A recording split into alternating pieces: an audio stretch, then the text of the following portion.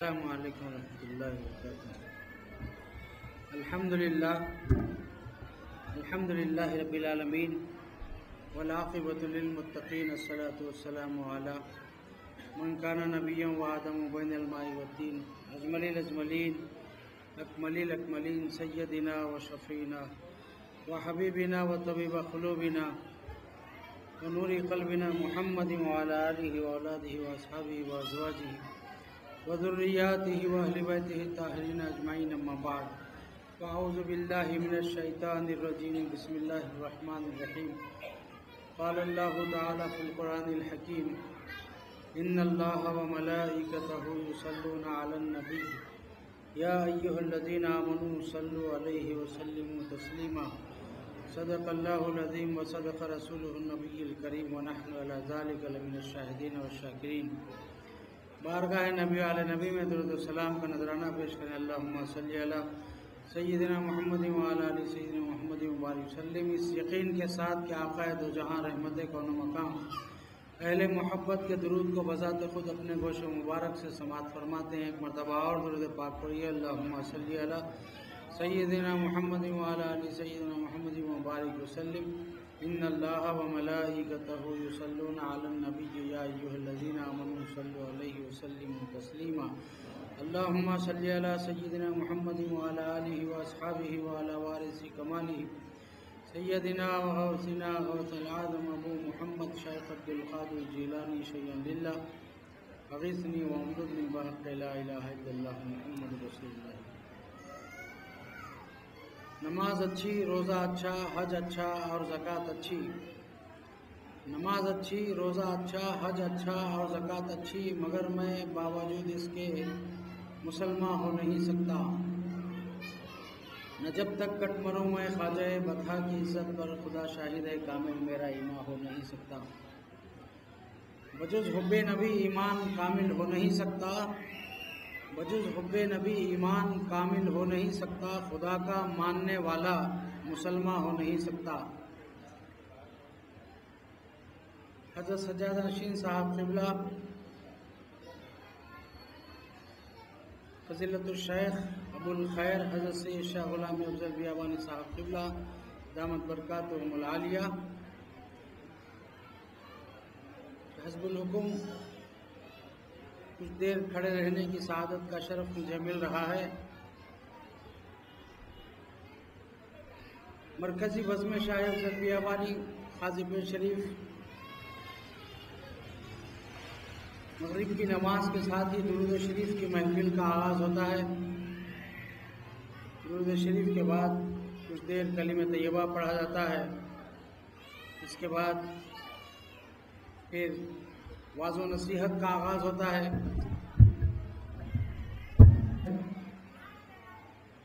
کہ اللہ تعالیٰ نے خود اپنے حبیب پر درود بھیجا اور سلام بھیجا۔ کوئی عمل ایسا نہیں ہے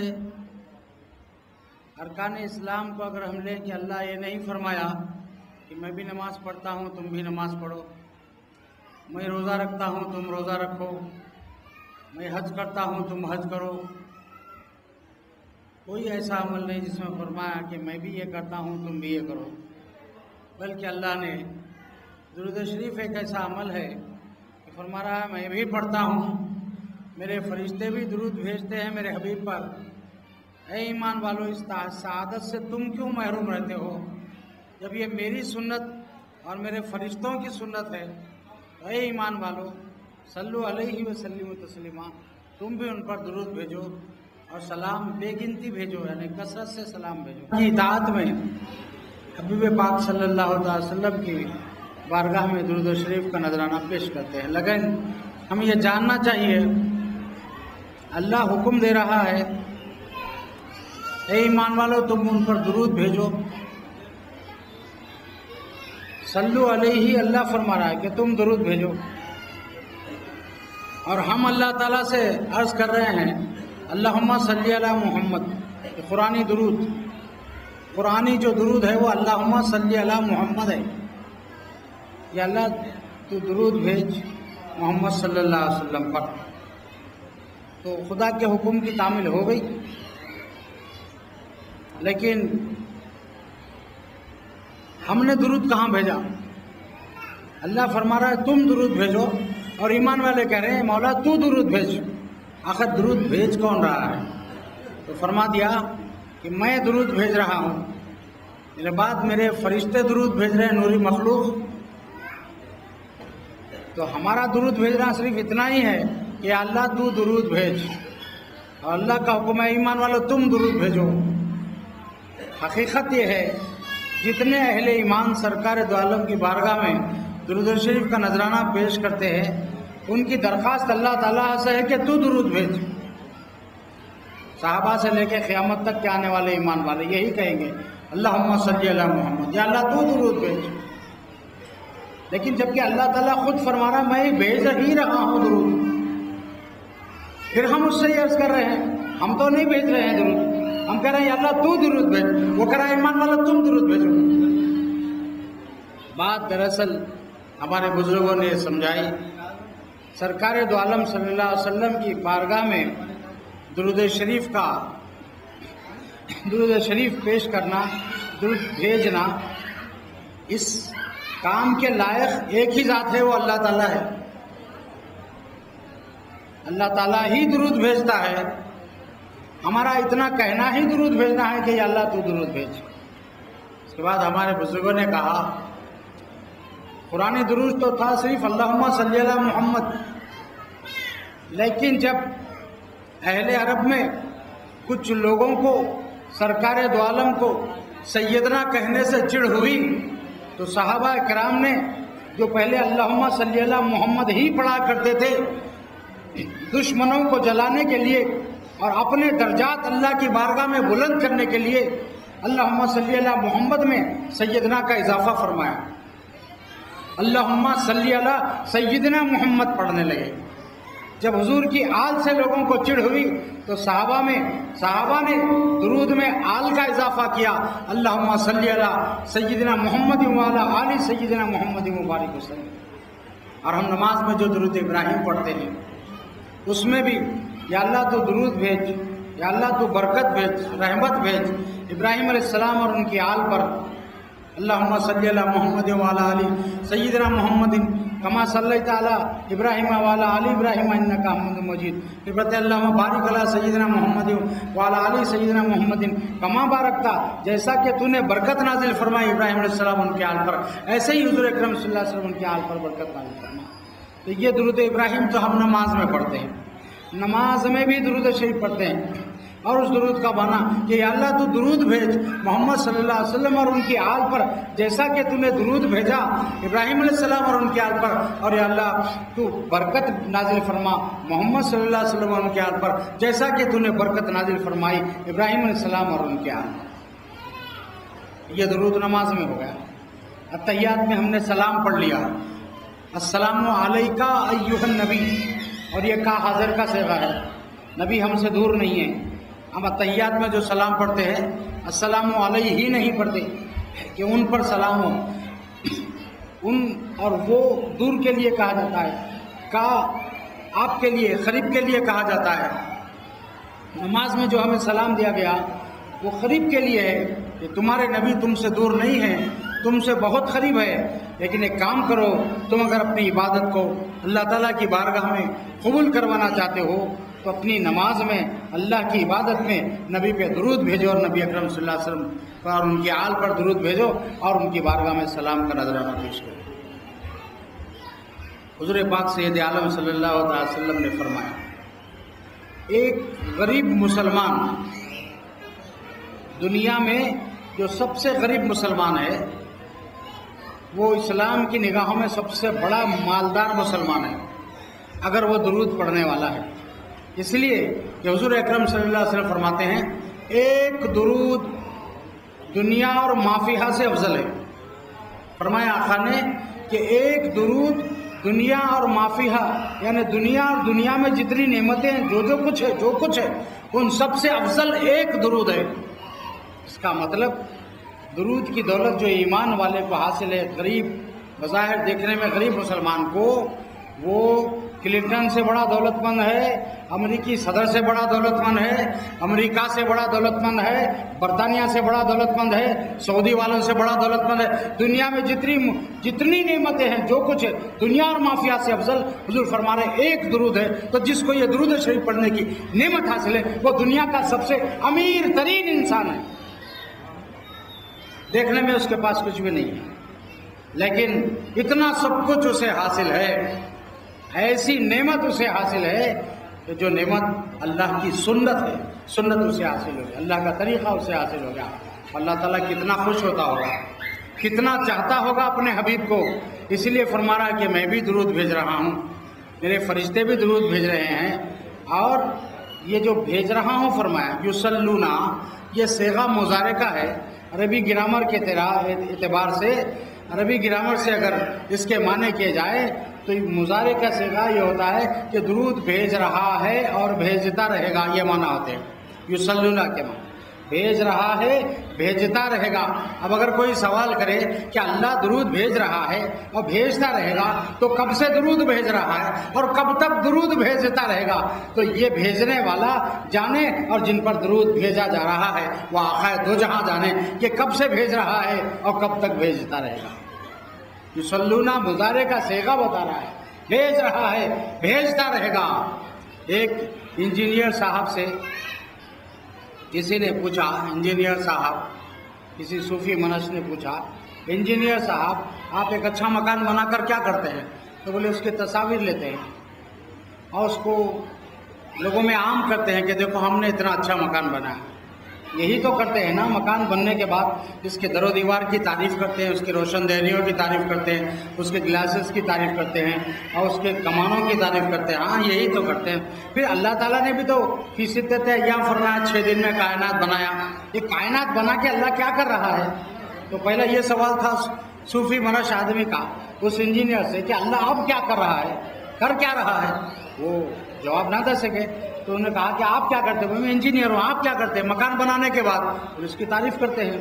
हाँ, अल्लाह ताला कायनात बना दिया। बना देने के बाद अब क्या कर रहा है मालूम? युसल्लूना अलन नबी, नबी पे दुरूद भेज रहा है। क्या कर रहा है? दुरूद भेज रहा है। क्या कर रहा है? दुरूद भेज रहा है। कब तक भेजता रहेगा? भेजता ही रहेगा, रुकने का नाम नहीं है दुरूद। तो इसी एतबार से अब इस हदीस शरीफ को हम पेश नज़र रखें कि हुजूर अकरम सल्लल्लाहु अलैहि वसल्लम फरमाते हैं क़यामत उस वक्त तक नहीं आएगी जब तक के रोए ज़मीन पर एक भी अल्लाह अल्लाह करने वाला बाकी रहे। लेकिन उस एक का ताल्लुक नारी फ़िरक़े से नहीं होगा, नाजी फ़िरक़े से होगा, यानी वह अहले सुन्नत व जमात से ताल्लुक़ रखता होगा। ऐसा एक ही शख्स पूरी रोए ज़मीन पर अगर बाकी रहेगा अल्लाह अल्लाह करने वाला, यानी नबी पे दुरूद व सलाम भेजने वाला, अल्लाहुम्मा सल्ली अला मुहम्मदिन व अला आलि सय्यिदना मुहम्मदिन व बारिक व सल्लिम की रट लगाने वाला एक भी शख्स बाकी रहेगा तो क़यामत नहीं आएगी। जब वो ख़त्म हो जाएगा, ज़ाकिर इलाही ख़त्म हो जाएगा, अल्लाह का जिक्र एक भी अल्लाह अल्लाह करने वाला रहेगा नहीं आएगा। तो मालूम ये हुआ कि जिक्र इलाही दुनिया से मिट जाएगा। जब क़यामत आएगी तो हमारे उलमा बुजुर्गान भी फरमाते हैं, आरिफीन और सूफिया फरमाते हैं, जब जिक्र इलाही दुनिया से मिटेगा क़यामत आएगी। लेकिन जब जिक्र इलाही मिट जाएगा, क़यामत आ भी जाएगी, तब भी जिक्र नबी जारी रहेगा। क्योंकि जब ज़ाकिर मिट जाता है तो जिक्र मिट जाता है। अल्लाह के जिक्र करने वाले मिट जाएंगे, अल्लाह का जिक्र दुनिया से मिट जाएगा, क़यामत कायम हो जाएगी। लेकिन अल्लाह नबी का जिक्र करने वाला है, नबी पे दुरूद भेज रहा है, भेजता रहेगा। क़यामत भी आ जाएगी तो नबी का जिक्र जारी रहेगा, इसलिए कि अल्लाह जिंदा, अल्लाह दुरूद भेज रहा है, अल्लाह दुरूद भेजता रहेगा। तो अल्लाह ताला को ये बात गवारा है कि उसका जिक्र दुनिया से मिट जाए, क़यामत कायम हो जाए, लेकिन अल्लाह को ये गवारा नहीं है कि अपने हबीब का जिक्र मिटना पसंद ही नहीं करता। इसलिए खुद दुरूद भेजने वाला है और वो मिटने वाला नहीं, तो नबी का जिक्र मिटने वाला नहीं है। अब नबी के जिक्र की अहमियत का इसी से हमको अंदाज़ा होता है। एक दुरूद दुनिया और माफिया से अफजल है। हम कभी भी अपने आप को ऐसा से कमतरी का शिकार न बनाएं कि दुनिया में अमीर तरीन लोग रहते हैं, दुनिया का नंबर 1 अमीर फुला है, नंबर 2 अमीर फुला है, नंबर 3 अमीर फुला है। जी नहीं, आप नंबर 1 अमीर हैं अगर नबी अकरम सल्लल्लाहु अलैहि वसल्लम पर दुरूद शरीफ भेजते हैं, क्योंकि दुनिया की सबसे बड़ी नेमत और दौलत आपको हासिल है। तो अल्लाह ताला حضور اکرم صلی اللہ علیہ وسلم کی بارگاہ میں درود بھیج رہا ہے، بھیجتا رہے گا، فرشتے بھی بھیج رہے ہیں، بھیجتے رہیں گے۔ اور ایک حدیث پاک یہ ہے کہ جو شخص حضور فرماتے ہیں بغیر مکہ معظمہ گئے کہ خالص میری زیارت کی نیت سے میرے پاس آتا ہے، تو جو خالص میری زیارت کی نیت سے میرے پاس آتا ہے اس پر میری شفاعت واجب ہو جاتی ہے، اس پہ حضور کی شفاعت چپک جاتی ہے، برابر اس کی شفاعت بننے والی ہے۔